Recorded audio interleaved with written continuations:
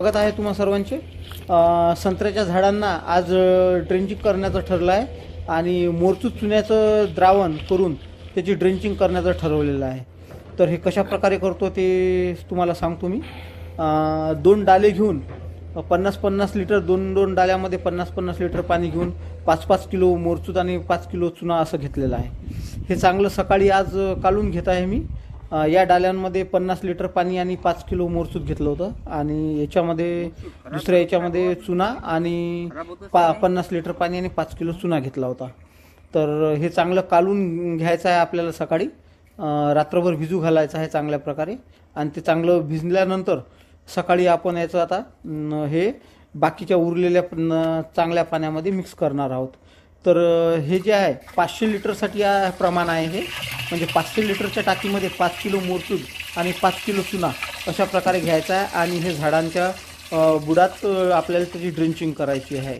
तर हे बघा तुम्ही, अशा प्रकारे सुरुवातीला मोरचूत घ्यायचा आहे आणि ते पहिले मोरचूत पाण्यामध्ये टाकून घ्यायचं आहे पूर्ण, आणि ते झाल्यानंतर त्याच्यानंतर आपण याच्यामध्ये चुना टाकणार आहोत।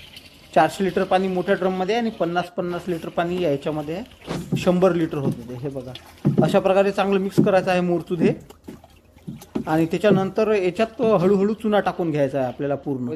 जो उरलेला 5 किलो चुना आहे तो टाकून घ्यायचा आहे आणि ते चांगलं मिक्स करून घ्यायचं आहे। 500 लिटर पाण्यामध्ये 5 किलो मोरचूत आणि 5 किलो चुना हे जर टाकलं तर 1% असं द्रावण तयार होते आणि हे झाडाला देणं एकदम चांगलं राहतं, योग्य राहील। तर अशा प्रकारे आपल्याला झाडाचं वय पाहून ते आपल्याला द्रावण द्यायचं आहे।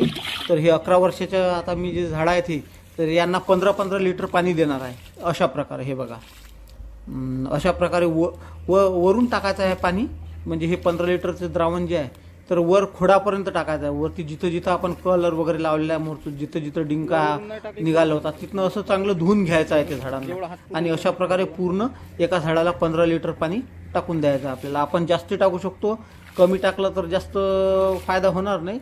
जास्तीत जास्त पाणी जर पडलं बुडामध्ये तर ते जास्त आपल्याला चांगला रिझल्ट भेटू शकतो काही दिवसानंतर। तर अशा प्रकारे हे आपल्याला जमिनीतले सगळे फंगल डिसीज वगैरे बाकीचं जे बुरशी आहे खराब, तर ते मारण्यास आपल्याला फायदा होऊ शकते।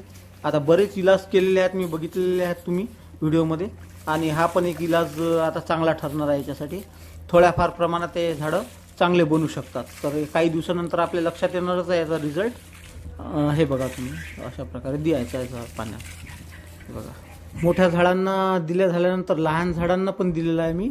ही जी 2.5 वर्षाची झाडं आहेत माझी, तर यांना पण मी 5-5, 7-7 लिटर पाणी टाकलेलं आहे मोरचूत चुन्याचं। जी झाडं पानगळ होत आहे, पिवळे पडत आहेत, ज्याला डिंक्या वगैरे आहे, फायटोप्थोरामुळे खराब होत आहेत ही झाडं, तर यांना पण ड्रेंचिंग आपण करून घ्यायची आहे। हे फायदेशीरच होणार आहे आपल्यासाठी। आणि मला आता गावातल्यांनीच सांगितलेलं आहे की ट्रायकोडर्मा आणि सुडोमोनासचं ड्रेंचिंग पण करायची आहे। तर ते पण मी आणलेलं आहे, ते पुढच्या व्हिडिओमध्ये टाकणार मी की त्याची ड्रेंचिंग कशा प्रकारे मी करणार आहे, ट्रायकोडर्मा आणि सुडोमोनासची।